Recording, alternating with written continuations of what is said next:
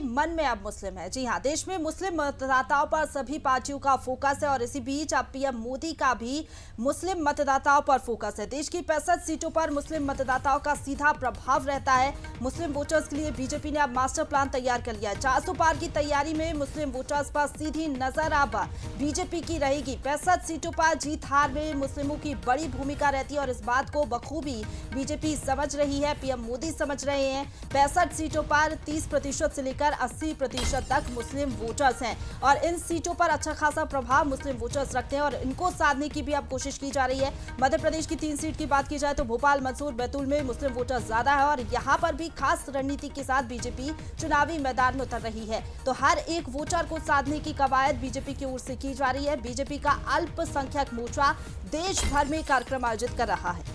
तो बीजेपी का अल्पसंख्यक मोर्चा देश भर में ये कार्यक्रम कर रहा है और आपको बता दें 23,000 के लगभग स्नेह संवाद कार्यक्रम भी मोर्चा जो है कर चुका है। तो देश की 1500 विधानसभा क्षेत्रों को इसमें कवर किया जा रहा है। इस कार्यक्रम के तहत ना दूरी है और ना खाई है, मोदी हमारा भाई है, ये नारा भी दिया जा रहा है। नारे के साथ भी मुस्लिम समाज को जोड़ने का ये प्रयास किया जा रहा है। कांग्रेस के कई मुस्लिम नेता भी बीजेपी का दामन जो है थाम रहे हैं। कमलनाथ के करीबी ने सैयद जाफर ने भी, आपने देखा किस तरह से बीते दिन उन्होंने बीजेपी को ज्वाइन कर लिया है और अब एक ही यहां पर नारा दिया जा रहा है कार्यकर्ताओं की ओर से, ना दूरी है ना खाई है, मोदी हमारा भाई है। यानी कि मोदी के मन में अब मुस्लिम। तो पूरे देश भर में आपको बता दें 22 करोड़ से भी ज्यादा जो है मुस्लिम वोटर्स हैं और अब देखिए इन यहाँ पर वोटर्स को साधने के लिए किस तरह से बीजेपी ने ये मास्टर प्लान बनाया है। 400 पार की तैयारी में मुस्लिम वोटर्स पर सीधी नजर बनी हुई है। इसी पर ज्यादा जानकारी के लिए हमारे साथ न्यूज हेड शरद जी भी जुड़ चुके हैं। शरद जी, अब ये बड़ा मास्टर प्लान बनाया है, मोदी के मन में मुस्लिम, कैसे देखते हैं? लोकसभा चुनाव नजदीक है, क्या मुस्लिम वोटर्स को साध पाएंगे, लुभा पाएंगे बीजेपी?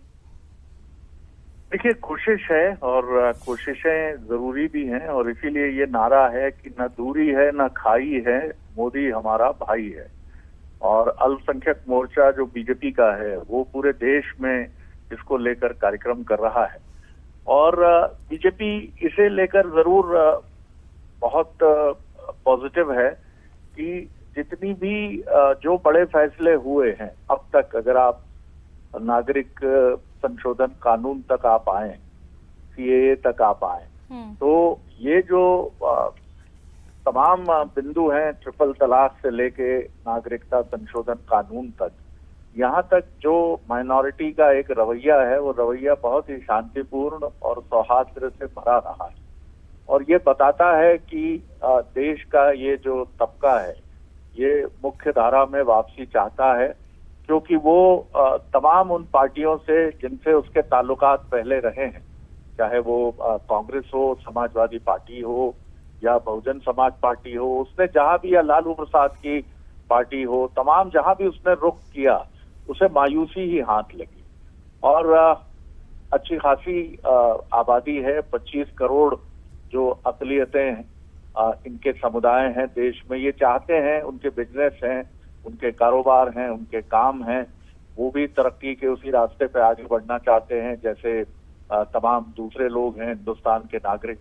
तो ये मैसेज बीजेपी समझ रही है कि वो चाहते हैं, उन्हें थोड़ा एक विश्वास चाहिए, एक भरोसा चाहिए, क्योंकि बात जब हिंदुत्व और हिंदुत्व की लाइन पे जाती है तो पेचीदगियां कुछ बढ़ती हैं और बीजेपी की मुश्किल ये है कि वो कहीं ना कहीं ये मान ही लिया जाता है कि वो उसी एजेंडा की पार्टी है।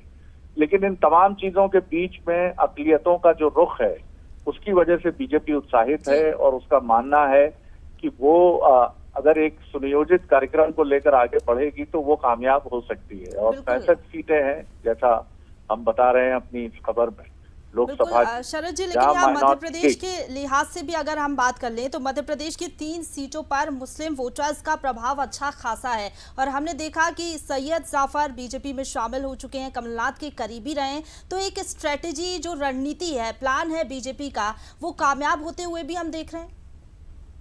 देखिए, नेताओं से इस कामयाबी तक पहुंचना मुमकिन नहीं है।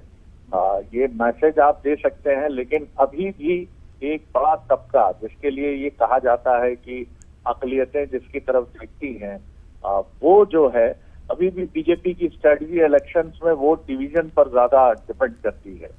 तो जो मुस्लिम लीडर्स बीजेपी में आ रहे हैं उनसे बहुत फर्क पड़ जाएगा इस पर, ऐसा नहीं लगता है। पॉलिसी से बीजेपी के नेताओं का और चुनाव की इस प्रोसेस में उनको जब तक प्रतिनिधित्व देने की तरफ बीजेपी बड़ी संख्या में नहीं बढ़ेगी, और जिसकी तरफ मुझे लगता है कि आने वाले अगले इलेक्शन से इस दिशा में कोशिशें और तेज होंगी। अभी तो वो चीजें हमें नहीं दिख रही हैं, अब ये चीज और ज्यादा बेहतर तरीके से होगी। लेकिन ये जरूर है कि माइनॉरिटी अब बीजेपी को एक विकल्प के तौर पर, खासतौर से माइनॉरिटी का मैं कहूंगा एक तबका जो है वो बड़ी गंभीरता से एक विकल्प के तौर पर बीजेपी को देखने की कोशिश जरूर करता हुआ नजर आता है। बिल्कुल सही कहा आपने, अल्पसंख्यकों का एक तबका बीजेपी की ओर जरूर रुख कर सकता है, क्योंकि कई बड़े फैसले हमने देखा केंद्र सरकार ने भी लिए अल्पसंख्यकों को लेकर, जो शायद किसी और पार्टी ने नहीं लिए, और यही एक कारण रह सकता है कि बीजेपी को वोट जा सकता है अल्पसंख्यकों का। फिलहाल बहुत शुक्रिया आपका।